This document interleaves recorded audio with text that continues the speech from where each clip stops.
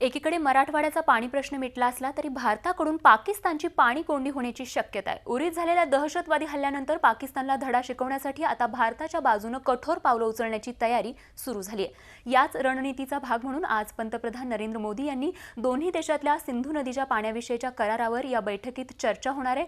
पाकिस्तानकडून वारंवार होणाऱ्या दहशतवादी कारवाया यापुढे सहन करणार नाही असा स्पष्ट इशारा पंतप्रधान नरेंद्र मोदींनी दिलाय। त्याचाच एक भाग म्हणून परराष्ट्र सचिव विकास स्वरूप यांनी सिंधू नदीच्या पाणी वाटपाचा करार एकट्या भारतावरच बंधनकारक नाही असं सूचक विधान गेल्या आठवड्यात केलं होतं आणि त्यालाच अनुसरून आज होणारी बैठक महत्त्वाची आहे। या बैठकीला पंतप्रधान कार्यालयाचे सचिव त्याचप्रमाणे पाणी पुरवठा मंत्री, परराष्ट्र खात्याचे वरिष्ठ अधिकारी उपस्थित राहणार आहेत। सिंधू पाणी करारावर पाकिस्तानची कशी कोंडी करायची या पर्यायांवर या बैठकीत चर्चा केली जाईल। झी 24 तास रहा एक पाऊल पुढे।